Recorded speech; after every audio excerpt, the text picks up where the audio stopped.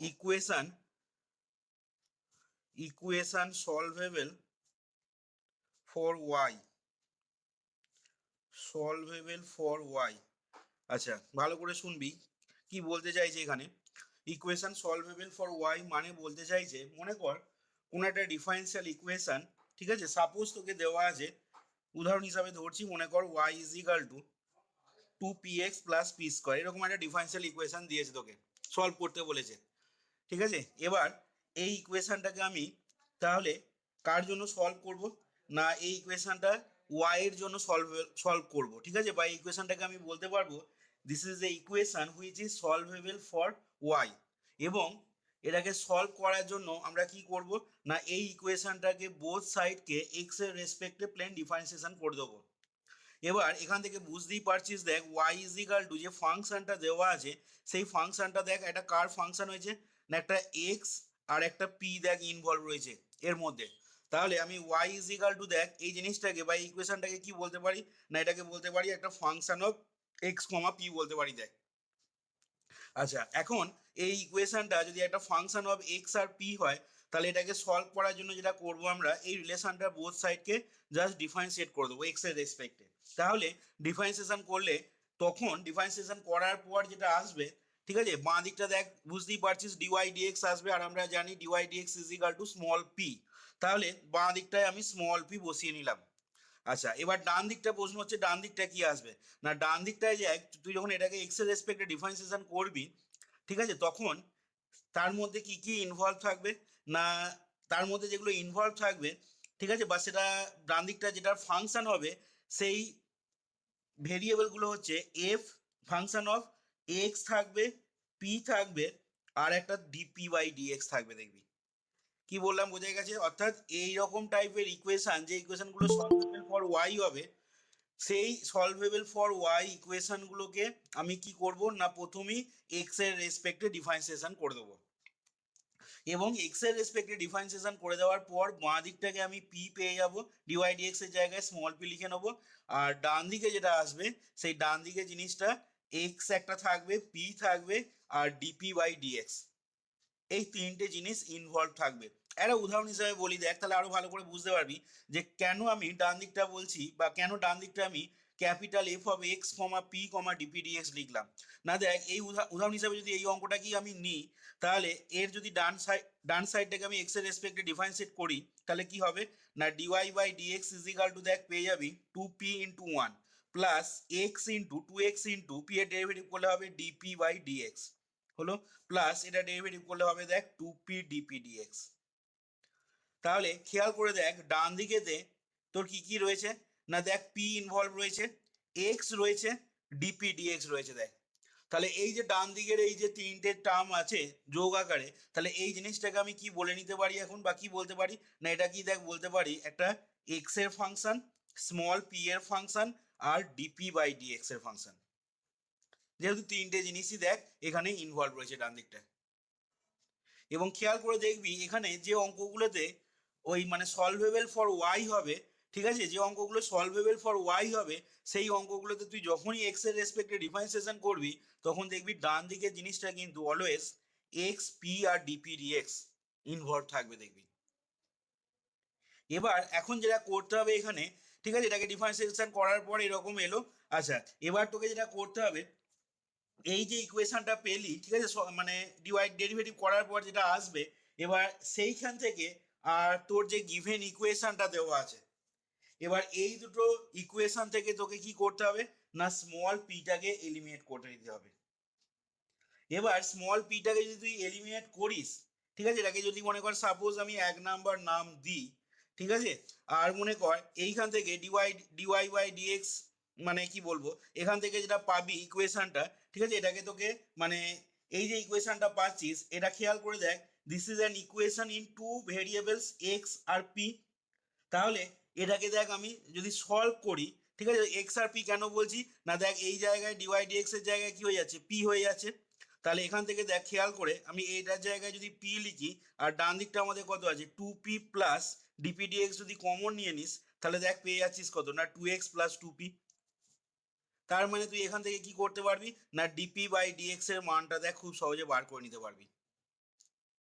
এবার যখনই DP by dx এর মানটা বার করে নিচ্ছিস, ঠিক আছে, তখনই তোর কি থাকছে না এক্স আর পিটা দেখ ইনভলভ থাকছে ওই ইকুয়েশনটাতে। এবং ওটাকে যদি তুই সলভ করিস তাহলে যে সলিউশনটা পাবি সেই সলিউশনটা দেখতে কি রকম হবে না, তার মধ্যে আবার থাকবে সেটা ফাংশন হবে ফাই অফ পি, ঠিক আছে, এক্স আর সি ইজ ইকাল টু 0। কি বললাম বোঝা গেছে?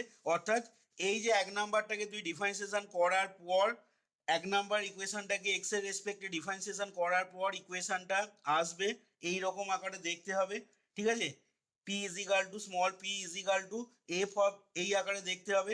এবার এটাকে তুই যখন সলভ করবি এই ইকুয়েশনটাকে, তখন যে সলিউশনটা পাবি সেই সলিউশনটাকে আবার এই রকম আকারে দেখতে হবে। সলিউশনটার মধ্যে পি থাকবে, এক্স থাকবে, একটা কনস্ট্যান্ট থাকবে। এবার যে কথাটা বললাম তোকে, এই স্মল পিটাকে কিন্তু অবশ্যই তোকে কি করতে হবে, এলিমিনেশনটা করতে হবে। এবার এলিমিনেশনটা যখনই তুই করবি ফ্রম ইকুয়েশন 1, মানে গিভেন যে ইকুয়েশনটা দেওয়া আছে দেখ, ঠিক আছে, এই গিভেন ইকুয়েশন থেকে করতে হবে। আর এখানে যে সলিউশনটা পাচ্ছিস, তাহলে এলিমিনেশন করলে যেটা পাবি সেটাই তখন হয়ে যাবে কি না, সেটাই হয়ে যাবে ওই ইকুয়েশনটা যেটা গিভেন ইকুয়েশন দেওয়া আছে, অর্থাৎ এই ইকুয়েশনটা, এটাই হয়ে যাবে তোর রিকোয়ার্ড সলিউশনটা। এবার এইখানে দেখবি কোনো কোনো অঙ্কের ক্ষেত্রে বা তোদের বইয়েতেও দেখবি একটা জায়গায় কথা বলা হয়েছে যে এরকম লেখা আছে, দেখবি যে eliminating P between 1 and 2 we shall get the required solution which will be a relation connecting x y and an arbitrary constant। অর্থাৎ যে সলিউশনটা পাবি, যে সলিউশনটা পাবি, তার মধ্যে কি কি ইনভলভ থাকবে না, x থাকবে, y থাকবে, আর একটা c আরবিট্রারি কনস্ট্যান্ট ইনভলভ থাকবে। ফাইনালি যে সলিউশনটা পাবি তোরা। আচ্ছা, তারপরে দেখবি একটা কথা বলা হয়েছে যে sometimes we write down the solution by expressing x and y separately as function of p। দিয়ে বলা হয়েছে this happens when the elimination of p between 1 and 2 cannot be easily done। খুব ভাইটাল একটা কথা। তার মানে যেটা বলতে চাইছে বইতে, যে দেখবি সব ইকুয়েশনের ক্ষেত্রে কিন্তু তুই এই যে মানটা বা সলিউশনটা পাচ্ছিস, ঠিক আছে, এটাকে যদি মনে করো আমি সাপোজ 2 নাম্বার নাম দিই, এবার এই 1 এবং 2 নাম্বার থেকে কিন্তু সব অঙ্কগুলোর ক্ষেত্রে তোর কিন্তু পি এলিমিনেশন করা পসিবল হবে না।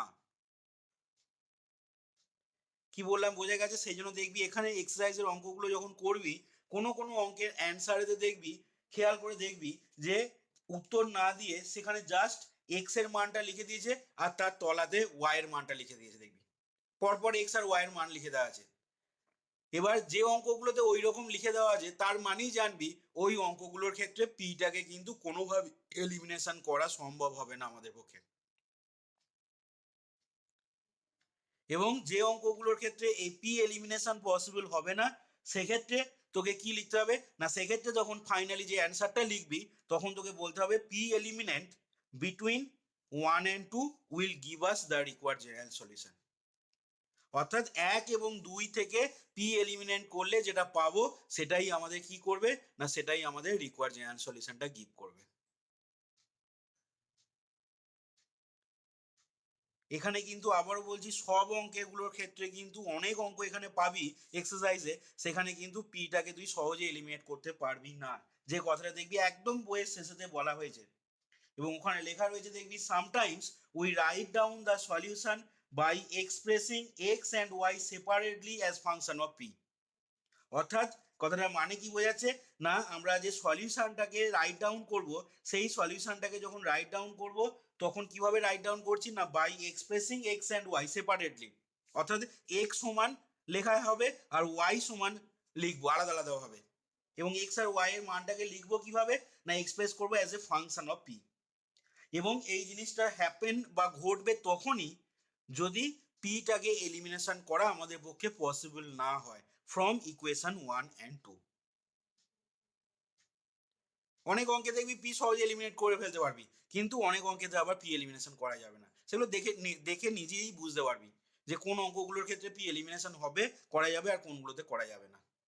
এখানে যে সলিউশনটা আসবে সেই সলিউশনটা এতটাই জটিল চলে আসবে, মানে ওখান থেকে তুই কোনোভাবেই এই ইকুয়েশন আর এই ইকুয়েশনের সাহায্য নিয়ে কোনোভাবেই পি এলিমিনেশন করতে পারবি না।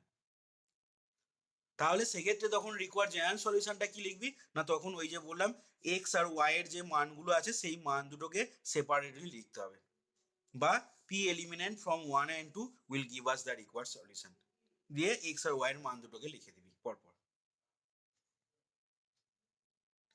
আশা করি বোঝা গেছে। তাহলে দেখ, এটা আমাদের ইকুয়েশন সলভেবল ফর ওয়াই এর জন্য আমাদের যেটা করতে হবে, ঠিক আছে, তার যে মেথড অফ সলিউশন, সেই মেথড অফ সলিউশনটা দেখ এখানে ডিসকাস করা হলো, এবং যেভাবে আমি বললাম ঠিক সেইভাবেই আমরা কিন্তু অঙ্কগুলো করব।